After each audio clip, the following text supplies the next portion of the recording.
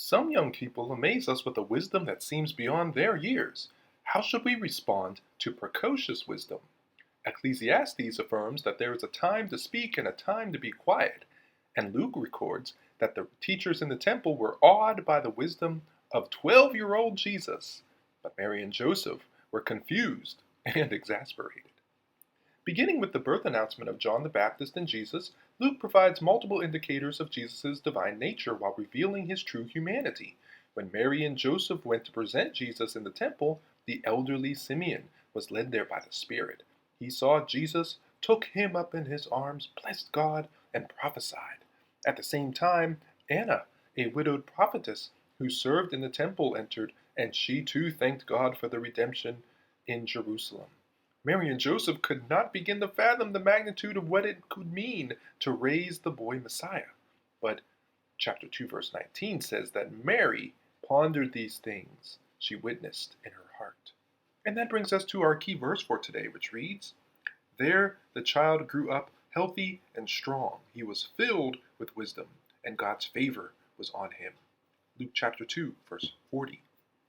Truly, our voices can be great tools for both good and evil. In the case of young Jesus, he spoke before it was socially acceptable, but his words were the words of wisdom and truth that needed to be heard by those in the temple. Jesus' parents observed the Passover from year to year. In the course of time, as indicated by the stage of Jesus' growth, he became 12 years old. Those who traveled to Jerusalem from other towns, like Jesus and his parents, had to stay in Jerusalem during the period of the feast. This is what is meant by, quote, "they fulfilled the days," end quote. After they had observed the days of the feast, the boy Jesus waited behind in Jerusalem while his parents headed back home. So Mary and Joseph became aware that Jesus was not in the group after traveling an entire day.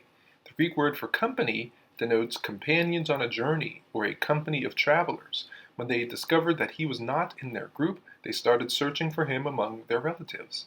It was a significant distance between Nazareth and Jerusalem, and travel is safer in numbers. Since all Jews are expected to come to Jerusalem for the Passover, there must have been many families on the road. The Holy Family must have been traveling with a large company of kinsfolk and acquaintances, and assumed Jesus was with someone else in their caravan as they set out. So after 3 days of searching for Jesus, his parents eventually found him in the temple in discussion with the doctors. He did not only inquire of them, Jesus also asked questions to which he gave responses. His answers, he revealed an understanding that astonished the doctors in the temple. It is of great spiritual benefit to be inquisitive about spiritual matters. Within the company of faith, it is therefore advisable to dialogue with others and make inquiries of those whom the Lord has ordained to teach us his word.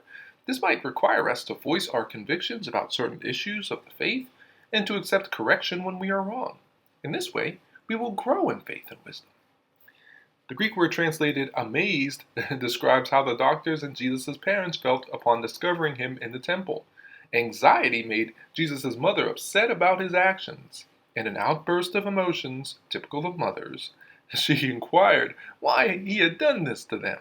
It was customary for a Jewish teacher to instruct his students by asking probing and leading questions.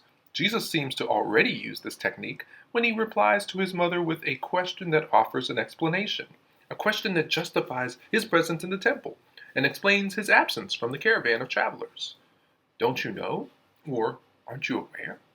Yet, as he was still a child, Jesus submitted himself to the authority and protection of his parents. His mother became a repository of his sayings. She meticulously collected every saying of Jesus and stored them in her heart. So here's our lesson. Sometimes we put God in a box, and when God does not fit, instead of adjusting our expectations, we get frustrated. In doing so, we miss the opportunity to marvel in God's greatness and worship God in response.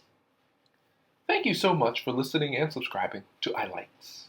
Heavenly Father, fill our hearts with what we truly desire, for who we truly seek is you.